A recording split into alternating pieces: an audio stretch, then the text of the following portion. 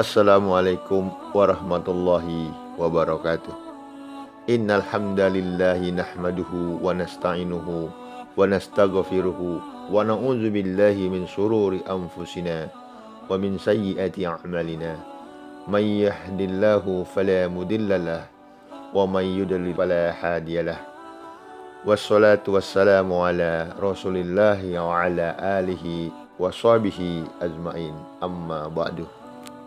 Pertama-tama marilah kita panjatkan puja dan puji syukur kehadirat Allahu Rabbi yang telah memberikan kita kenikmatan dalam Islam. Amin, amin, amin, amin ya Rabbal Alamin. Juga tak lupa kita panjatkan salawat dan salam kepada junjungan umat Nabi besar Muhammad SAW. Allahumma sholli ala Sayyidina Muhammad wa ala ali Sayyidina Muhammad, yang telah membawa kita terbebas dari masa kegelapan menuju masa yang gilang gemilang. Oke sahabat Islamic Channel, pada kesempatan kali ini kita bertemu kembali dan selalu membahas tentang hal-hal yang menarik di dalam dunia Islam, baik itu pertumbuhan Islam di dunia maupun cerita-cerita tentang para mu'alaf yang mendedikasikan dirinya dalam kehidupan beragama Islam. Dan semoga channel ini bermanfaat bagi teman-teman semua.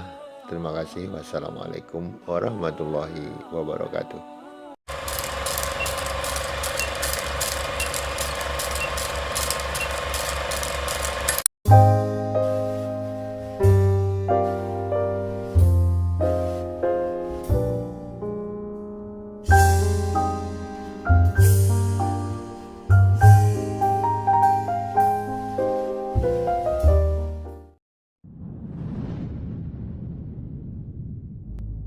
What is the country with the largest Muslim population in the entire world?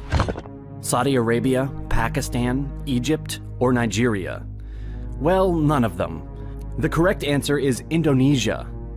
Islam is the religion in Indonesia with most adherents, with 87.2% of Indonesian population identifying themselves as Muslim in a 2010 survey. Indonesia has the largest Muslim population in the world, with approximately 220 million Muslims. But looking at the world map and knowing that Islam started in Arabia in the 7th century, from where it expanded to more people, especially in continental North Africa and southwestern Asia, a question just popped up. How did Islam reach this archipelago? How did these away islands become Muslim? Muslim conquests following Muhammad's death led to the creation of the caliphates. These empires expanded quickly and occupied enormous geographical areas. Occupying more and more land, the conversion to Islam was boosted by missionary activities, particularly those of imams. They told the religious teachings to the local people. Due to the rapid military expansion, the new religion expanded too, in the new conquered territories. These early dynasties focused on spreading the new religion, but also they focused on research, economics, and trading. During the Islamic Golden Age, more and more people converted to this religion, including crowned heads, nobles, but also trades and merchants. This resulted in rapid spreading towards the Indian and Atlantic Oceans. Islam influence first came to be felt in the Indian subcontinent during the early 7th century, with the advent of Arab traders. Arab traders used to visit the Malabar region, which was a link between them and the ports of Southeast Asia, to trade even before Islam had been established in Arabia. The Arab merchants and traders became the carriers of the new religion, and they propagated it wherever they went. It was, however, the subsequent expansion of the Muslim conquest in the Indian subcontinent over the next millennia that established Islam in the region. Muslim missionaries played a key role in the spread of Islam in Asia, some missionaries even assuming roles as merchants. They were sent across Asia in all directions under various titles, often as traders. The missionaries were instructed to speak to their potential converts in their own language. Even before Islam was established amongst Indonesian communities, Muslim sailors and traders had often visited the shores of modern Indonesia. Most of these early sailors and merchants arrived from the Abbasid Caliphate's newly established ports of Basra and Dabal. The territory was rich in spices, exotic fruits, and other goods. There is evidence of Arab Muslim traders entering Indonesia as early as the 8th century.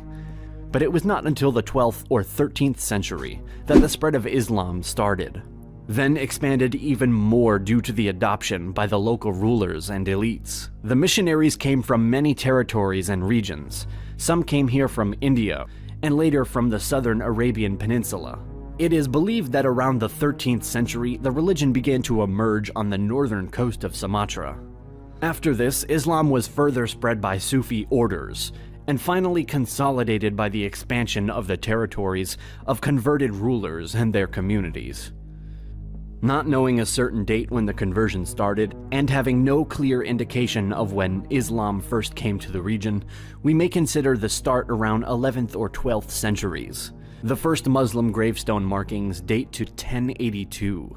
Also, when Marco Polo visited the area in 1292, he noted that the urban port state of Perlac was Muslim. The first evidence of a Muslim dynasty in the gravestone dated 1297 of Sultan Malik al-Saleh, the first Muslim ruler of the Samudra Pasai Sultanate. Chinese sources record the presence of a Muslim delegation to the emperor from the kingdom of Samudra in 1282. The spread of Islam generally followed the trade routes east through the primarily Buddhist region, and half a century later, in the Malaccas, we see the first dynasty arise in the form of the Sultanate of Malacca, at the far end of the archipelago, formed by the conversion of one Shah into a Muslim and the adoption of the name Muhammad Iskandar Shah. The spread of Islam among the ruling class was precipitated as Muslim traders married the local women, with some of the wealthier traders marrying into the families of the ruling elite. Indonesian people as local rulers and royalty began to adopt it, and subsequently their subjects mirrored their conversion. The expansion accelerated in the 15th century as the military power of Malacca Sultanate in the Malay Peninsula and other Islamic sultanates dominated the region, aided by episodes of Muslim coup, wars and superior control of maritime trading and ultimate markets. By the 14th century, Islam had been established in northeast Malaya, Brunei, the southwestern Philippines, and among some courts of coastal East and Central Java. The 15th century saw the decline of Hindu-Javanese Majapahit Empire, as Muslim traders from Arabia, India, Sumatra, and the Malay Peninsula, and also China began to dominate the regional trade that once controlled the Javanese Majapahit traders. Chinese Ming dynasty provided systematic support to Malacca. Ming Chinese Zhang's voyages is credited for creating Chinese Muslim settlement in Palembang and north coast of Java. Malacca actively encouraged the conversion to Islam in the region, while Ming fleet activity established Chinese Malay Muslim community in northeast coastal Java, thus created a permanent opposition to the Hindus of Java. The expeditions had established Muslim Chinese, Arab, and Malay communities in northern ports of Java. Dominant Muslim kingdoms were more and more present in the archipelago. Indu's historical inhabitants were animists, Hindus, and Buddhists. And in time, many of them accepted the new religion because Muslim merchants and traders disseminated Islamic teachings while trading with local population, and their teachings encouraged proselytizing religion. Hindus and Buddhists don't generally proselytize, and Islam is a monotheistic belief system, and it doesn't allow its followers to believe in another god. Being a Muslim created more privileges, benefits, and favorable terms for the local people than being a non-Muslim. Some people needed safety and certainty, so they chose to declare themselves as Muslims. Because Islam made an appearance in Southeast Asia through trade with people of South Arabia and Indian Sufis, the transition was made more peacefully than in the Middle East or North Africa, where existed conflicts. In Indonesia, the process was slower, but was created differently through merchants, elites, and nobles. The presence of monarchy made it easier for the religion to spread among the commoners. just as the presence of Christianity in the monarchy made it easier for the religion to spread in European kingdoms. Meanwhile, in Java Island, the great Hindu Majapahit Empire was collapsing. Some of these new kingdoms were supported by Ming China. Through assimilation related to trade, royal conversions, and conquest, Islam had supplanted Hinduism and Buddhism as the dominant religion of Java and Sumatra by the end of the 16th century. But many cultural and religious habits from the Hindu-Buddhist era were mostly tolerated and even incorporated into Islamic rituals. Islam didn't obliterate the pre-existing culture.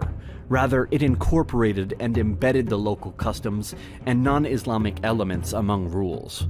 In part, the strong presence of Sufism has been considered a major enabler of the syncretism between Islam and other religions. When Europeans came, they brought Christianity to the Muslim majority, but not so many converted, probably due to the fact that in that time, already the accent wasn't put on religion as much as in the 12th or 13th centuries.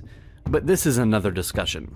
Indonesia is a big country, with more than 250 million people from different cultures and ethnicities across thousands of islands. From a religious point of view, Indonesia is not ruled by a single law. Because more than 80% of the population are Muslims, Indonesia can be called as one of the Muslim countries in the world. But Indonesia is not a traditional Islamic one. Their constitution does not specifically base on their religion, and also it contains many values, universal ones, which are also available in Islam as well as in other religions, formulated into what is known as Pancasila, the 5 philosophical pillars of the country. We would like to give special thanks again to CuriosityStream for sponsoring this video. Also, a big thank you to our supporters on Patreon. Thank you so much for watching. See you next time.